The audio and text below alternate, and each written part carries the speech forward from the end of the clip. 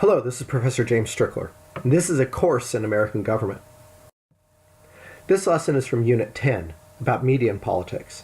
It's Lesson 12, about media bias. In this lesson, you'll learn about media bias, about journalistic professionalism, about unintentional bias, and about news outlet biases. Let's begin with just the basic concept of media bias. Media bias is when news is presented in a way that favors a particular perspective, while those who are presenting it are claiming to be objective. In other words, they tell you, hey, we're giving you the straight view on this, but in reality, they are giving you something that is tilted off one direction or the other.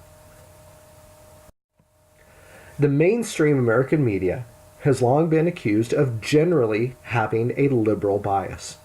Now, there may be some exceptions to this, like for example, we've mentioned previously in this unit, Fox News, but in general, when people look at the mainstream media and criticize it for being biased, the criticism is that it is liberal. Now, why might it be liberal? Well, here we have a quote from a CBS News reporter who said, you know what, it just comes naturally to us. Well, why? Why would it come naturally to the media to have a liberal bias, if they do? We've already seen some reasons for this in the previous lesson, where we talked about the characteristic of journalists. They come from elite backgrounds, they're not religious, they live in big cities, they're personally liberal, they vote for the Democratic Party. So those are their personal points of view.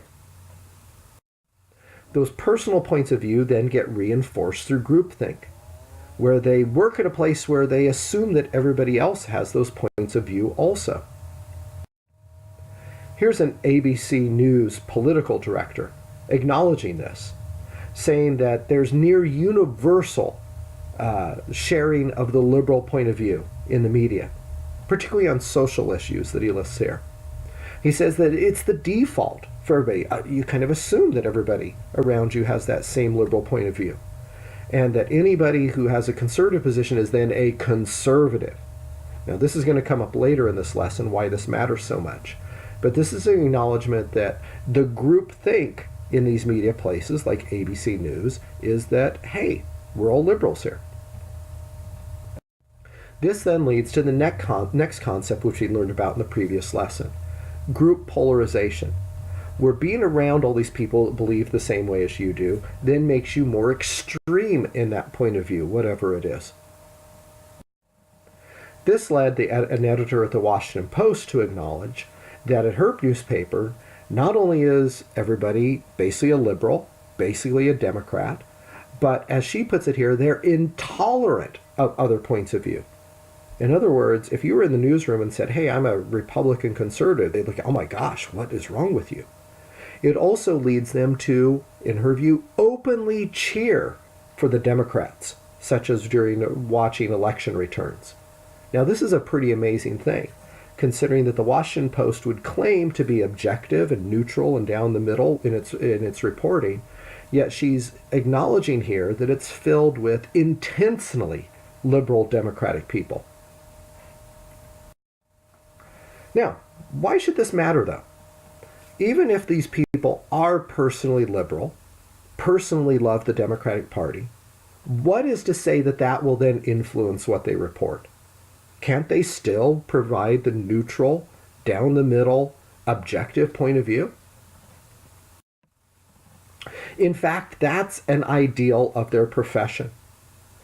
When people are trained to be journalists, they are trained to uphold certain standards and ethics. They're trained to do their job in a certain way.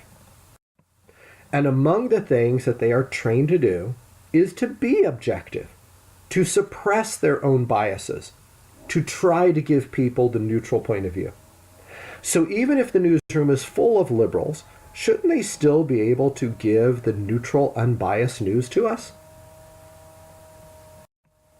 Well, maybe not. Because as this journalist points out, having a liberal consensus, even an invisible one, in the media creates an unconscious bias on their part. Well, what does he mean by an unconscious bias? Well, we can diagram this out for you to understand what is meant by this.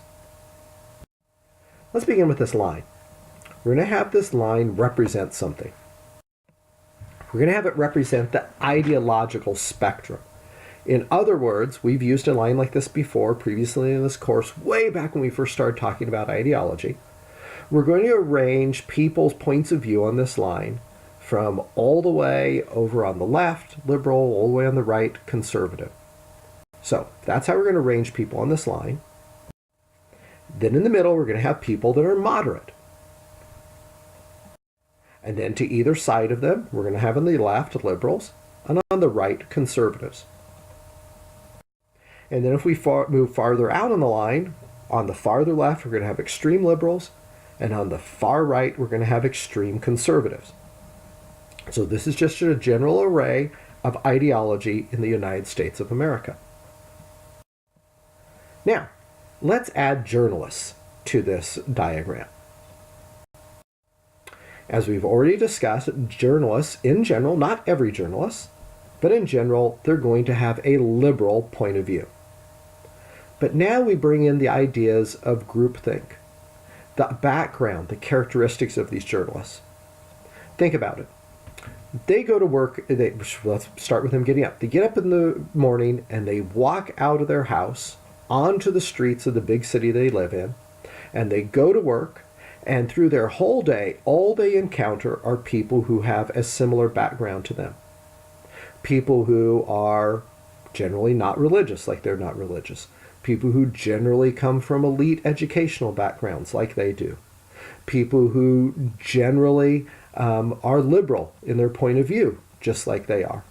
People who live the big city life, like they do. People who vote for the Democratic Party, like they do.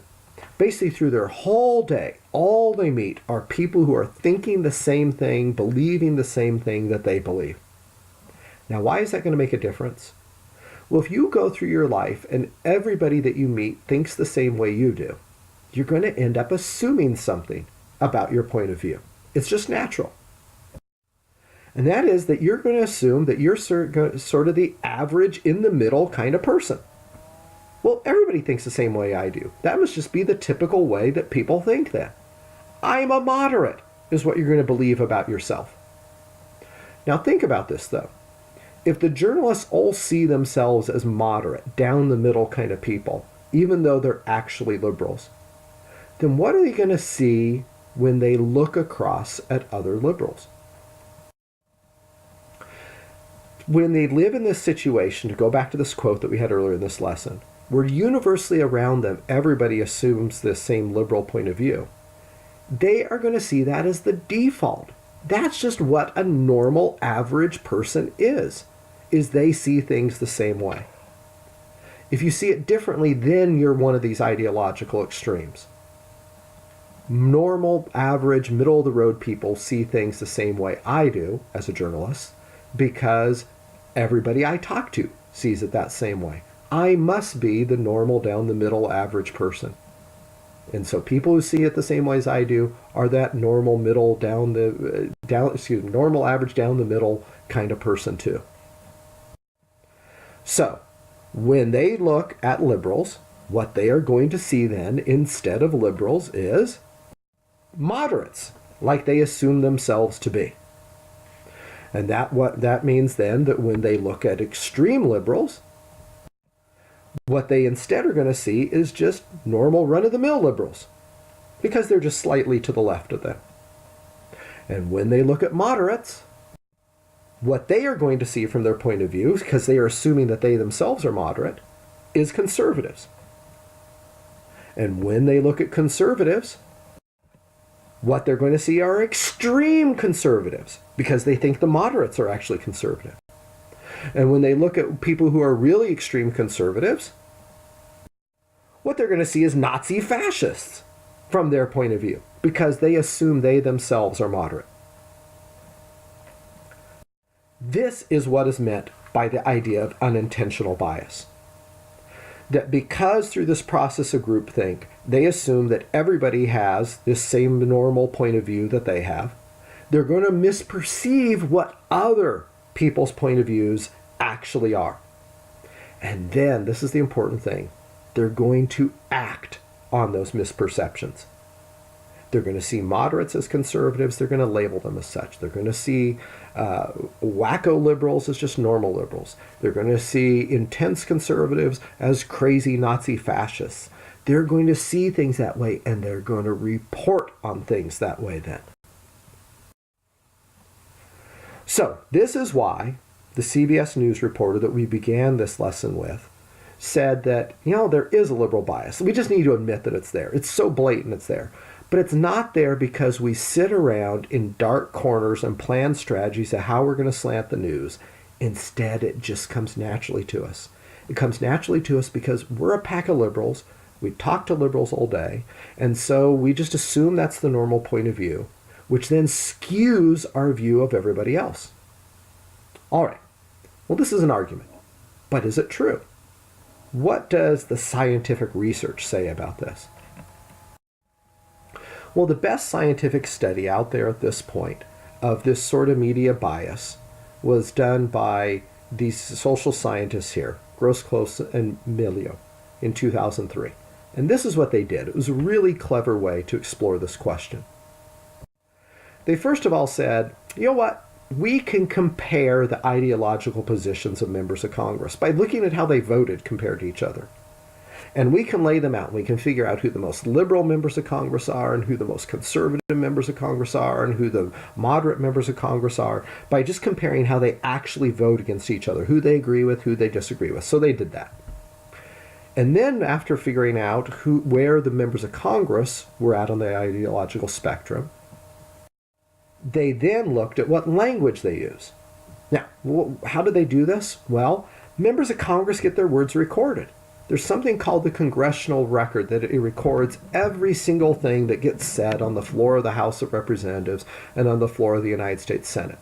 And they went through all those records to then see how these people talked. And they discovered that they talk differently from each other. Here's an example.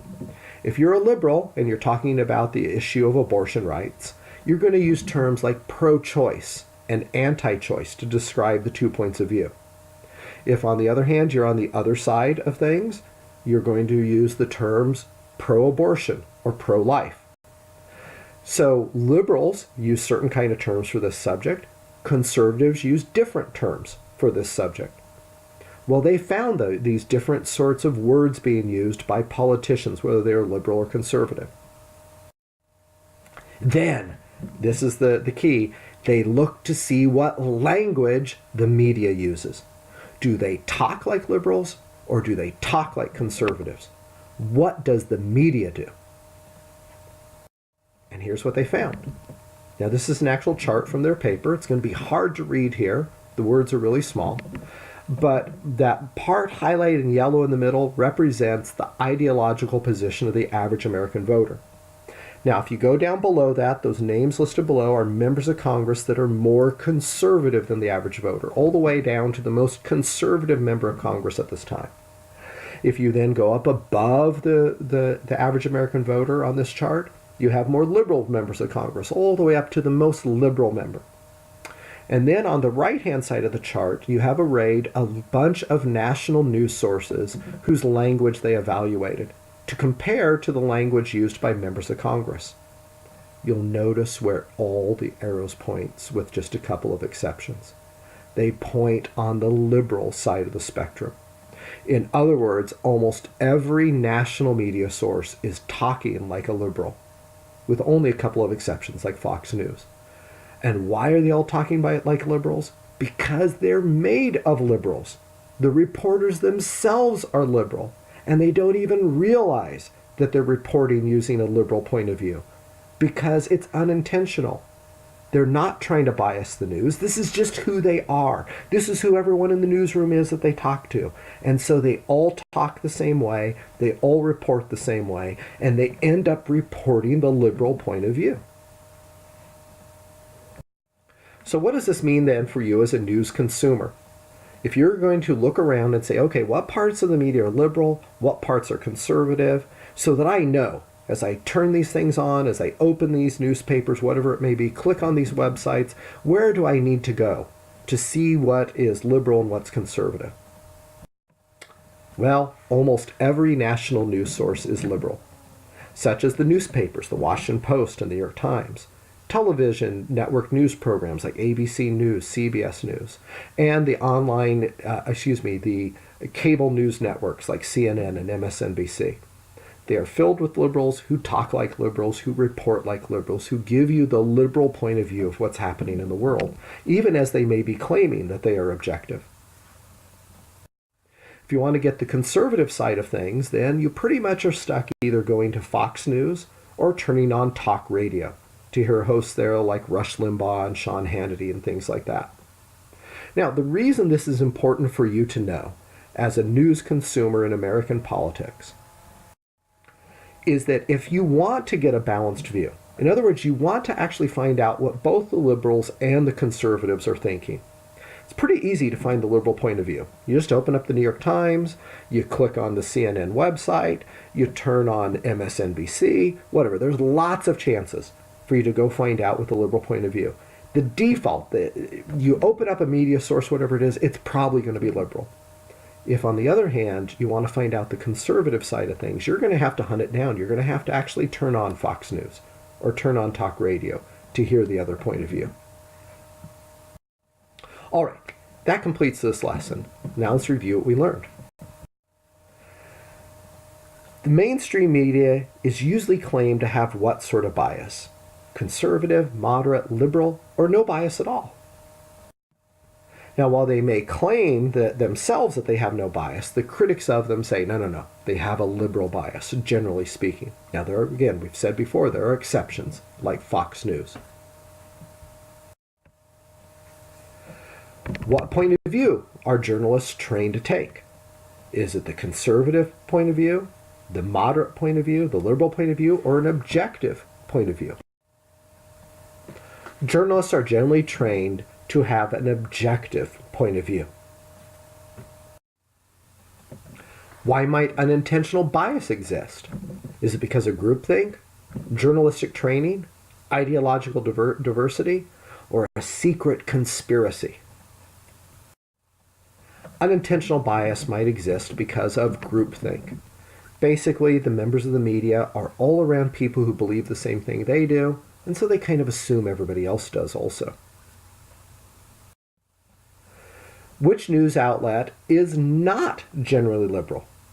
Is it MSNBC, the New York Times, Fox News, or CBS News?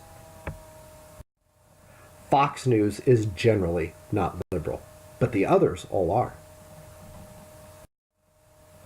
All right, that finishes this lesson. The next lesson will actually begin Unit 11.